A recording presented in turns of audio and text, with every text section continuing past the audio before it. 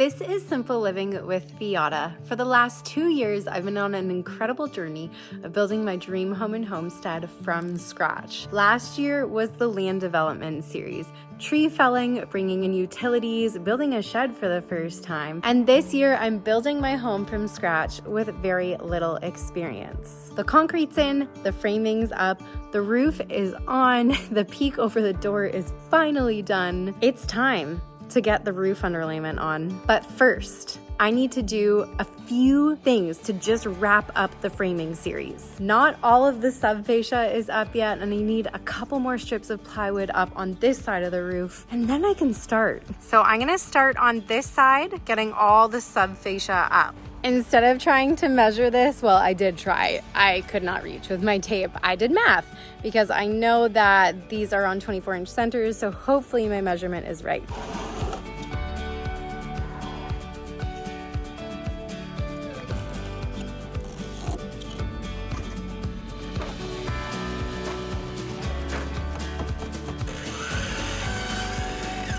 Okay, so option number one is to set up the scaffolding, which is still not very high, climb up on a ladder and then put it up. Or option number two is to go up onto the roof, hang over the edge and put it up. Option three, I double stack the scaffolding here and get it up, clamp it in. I think I'll do the last option.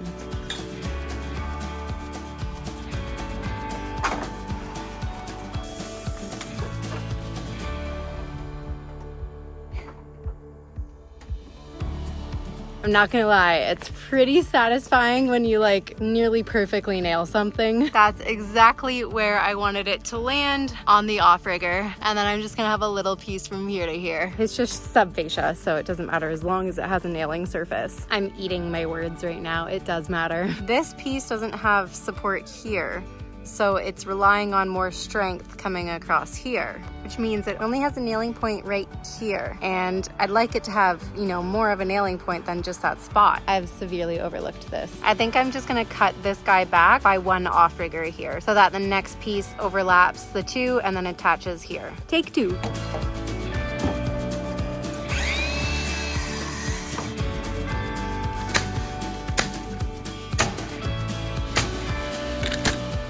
It looks awesome.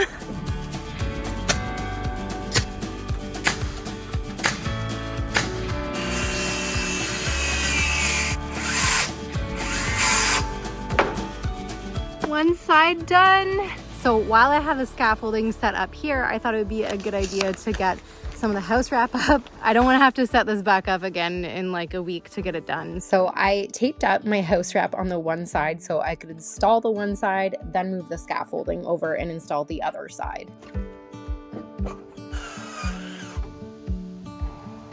Okay, it's almost done. I mismanaged the amount of wood that I have. I cut a long piece and I shouldn't have, and I no longer have any 8-footers. That last piece is gonna just tie the whole home together. Good morning. It is actually so cold today, which stresses me out. And I still need to finish up some last little details so that ice and water is easier to put on the roof, and then we can get this closed in. It's not gonna rain for another week, so I have a week to get it done. I got myself a new battery pack for the house. This is gonna help us power our appliances when we have power outages, and it's such a great option for like an off-grid cabin or cottage or bunkie in the woods. So I have my new Biata battery pack, and I have the AC300. Because it's such an extensive product, I'm going to show you how different tools work on it and their voltages throughout the day so you can kind of see how it works. Time to finish the sub-fascia up. I'm so excited for this piece to go up. It's going to just tie this whole side of the home together. To get started, I'm plugging my AC300 into my B300 battery and plugging my tools in. It's as simple as that. Luckily, there's 6 20-amp plugs and even a 30-amp plug for an RV. These having dust covers makes it so much better to have in like a workshop or a garage or a utility room. And this, I think, will either stay in our utility room or in our shed. My main goal would be to set up the Biata sub panel and hook up our home to be able to use the B300 battery banks in a power outage. It's pretty incredible what technology can do these days.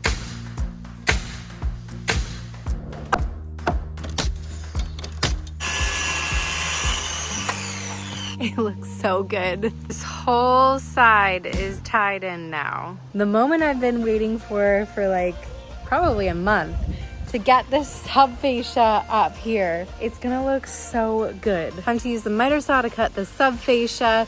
The Biata does really well with the miter saw. I was really surprised. It doesn't hold back any power. It pulls about 2,000 watts, which is great because the AC300 has a 3,000 watts surge.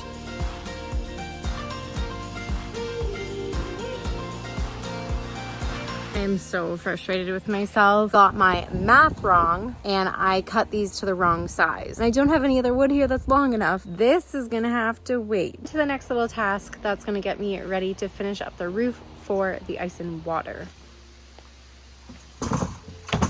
It's a bit wonky, but it's the last full sheet I have.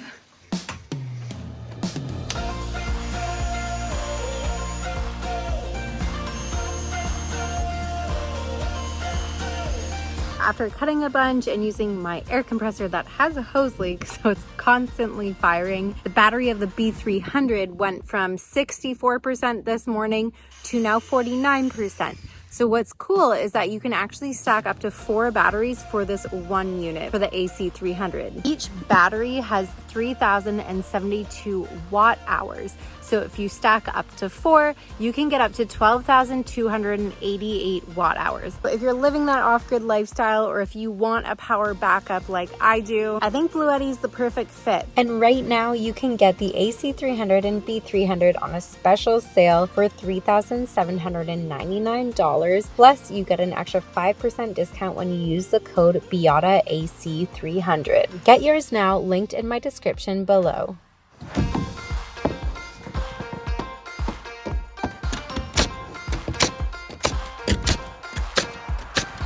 Oh my gosh, things are changing.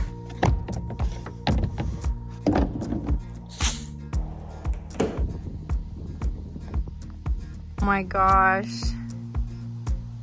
Almost there, almost all the sub-fascia is up, almost all of the framing is done. Like, we are 99% there. Good morning. So I think this is one of the biggest fixes I'm ever going to have to do. I hope. Maybe not one of the biggest ones. The biggest one was probably having to put sill gasket underneath all the walls. But this is a pretty big fix. See this lovely wall behind me? Can you see how it's leaning out? Super fun times. There's our bubble, and then get it to level. That's about level there, which you will pass inspection for that. But because this is such a long wall, you can like visibly see it. I spent days trying to figure out what happened. I thought it was because there's no collar ties, but did you know collar ties, they're the pieces of wood that stretch from one rafter to the other. They actually don't stop walls from spreading. That is what the $3,000 LVL beam is for. And yes, it could have happened when I was installing the rafters. I should have had more bracing, but I didn't notice this until after I got the plywood on the roof, which was more weight on the roof. So this means we have an issue with this post, and I feel so stupid. Yes, I'm using that word. I feel so stupid. It's honestly, I was just so busy that I forgot about it. Base plate was cut out here. I forgot to deal with this post. This post was floating. It's floating completely off the ground by like probably a ½ inch, and you could fully move the post. So of course, what's going to happen is this heavy LVL beam is gonna put weight down on this post and it's going to sink. And then it's going to push out these walls that the roof rafters are sitting on because the LVL beam went like this. Further down you go to this side, the worse it gets. And remember when I was having issues with this post, I can already tell that some of it is pulling apart. And a lot of you said you should have used screws. So I'm gonna pull it back together because I think as it settled, it started pushing out even more. Spent a few days racking my brain, trying to figure out what to do, asking multiple different contractors. And first things first, I need to check levels everywhere and I need to check measurements everywhere. So that's the first thing that I'm going to do. I can already tell that the windowsill is leaning in on both sides. An unlevel windowsill. Okay, time to fix this. So here's the goal. I need to jack the LVL beam up. All of the weight is taken off of this post and I can GRK it back together and suck it back together. I can also slide a steel plate underneath the post.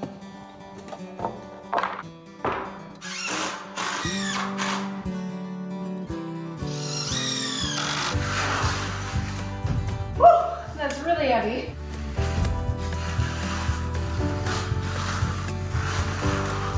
Let's hope this doesn't fall. I have it strapped up at the top so that it stays in place up there while I try to lift the post up and slide the jack under. Just in case the post falls, I'm moving my camera way back. I don't want to ruin the phone again.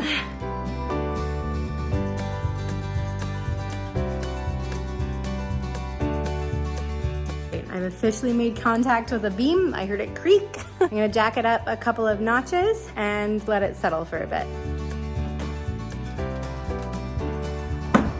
In between jacking this post up, I'm gonna add more grass seed to my septic field. It's looking pretty good, but I have to get more down the sides where it's supposed to leach out.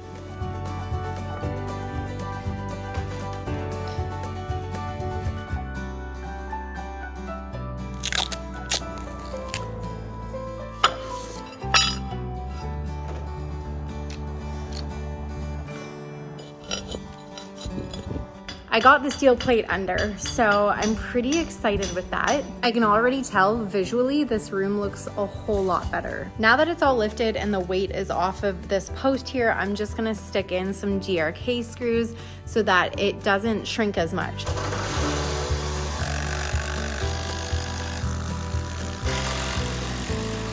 Okay, I quickly just ran into town and got another steel plate. So this is gonna go under this side. I originally had this piece under it and instead I'm just gonna throw this under. This definitely won't pass inspection.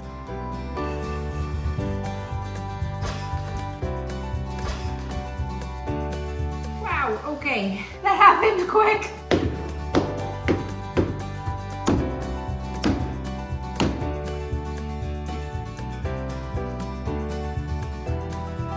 Here's the moment of truth. There we go. It's still like not perfect, but it's better.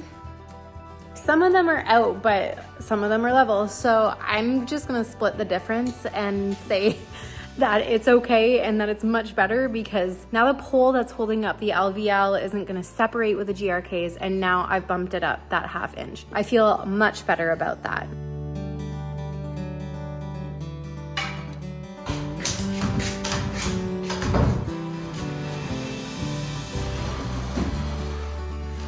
I think it's fair to say that this looks like 25 times better. This wall isn't as nearly as bad, and this just looks so much less squished. We'll see how it all settles after being lifted up and after it coming back down, and hopefully it goes good.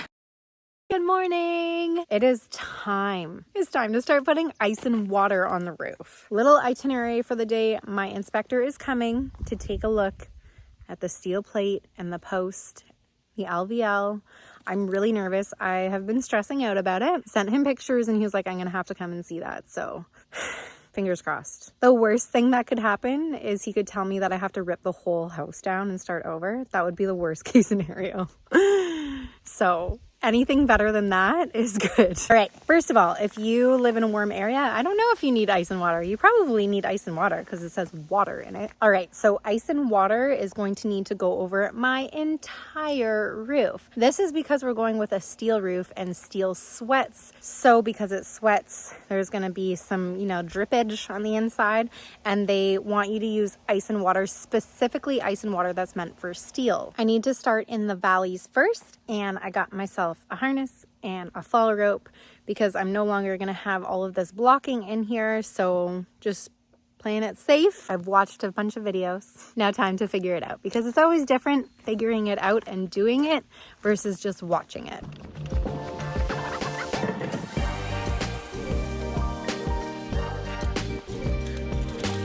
I don't get this.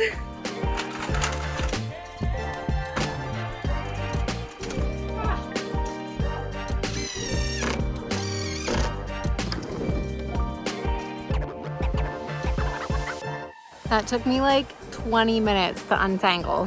Right, now that I'm all hooked up, I need to start with the valleys. We'll see how this goes. I've never done this before, and I hear it can be trickier by yourself, but you can put nails in it because it's lined with like a butyl backing and the butyl seals it up. So I do have roofing nails to like tack it in at the top to start it off. So it's bright blue. I thought it was gonna be black. I thought it was gonna look good.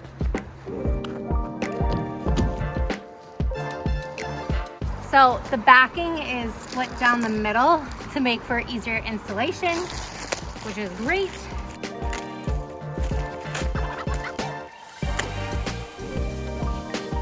I don't even think I need nails. This is gonna stick really well.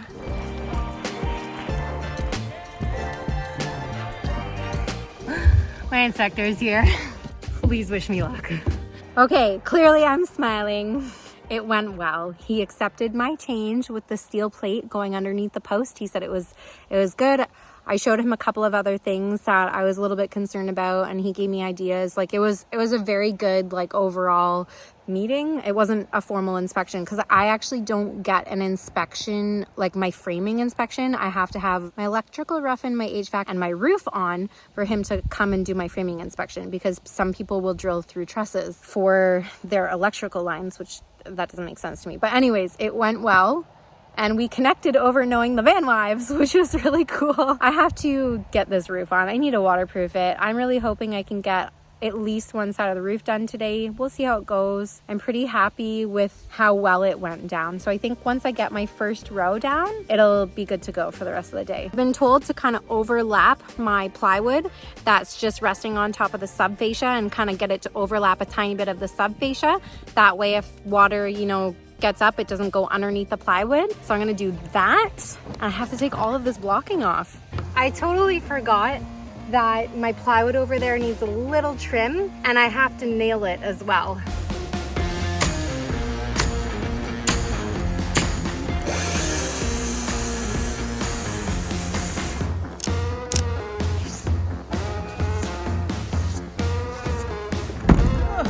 Okay, rope. Got one job. I feel like I'm gonna fall. This is worse than I thought it would be. Ah! Oh my God, my calves are burning. Oh. I don't know if I can do this. This is not working. Oh my gosh, my calves are burning trying not to fall off the roof. I think I'm gonna pre-cut the roll. I think that makes the most sense, because right now I'm gonna fall. My camera keeps overheating and stopping, so I unrolled it and I cut it to a good length and I rolled it back up. So I'm hoping with less weight, I won't fall off the roof as easily. Should have chalk lined this first.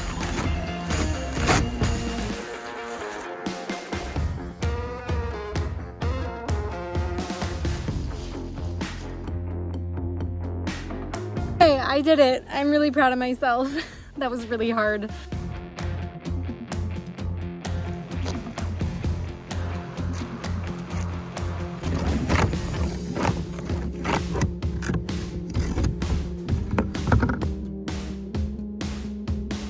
It's not as easy as I thought it would be.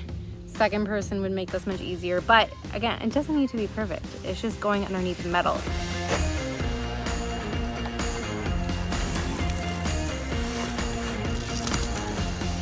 My whole roll just fell down.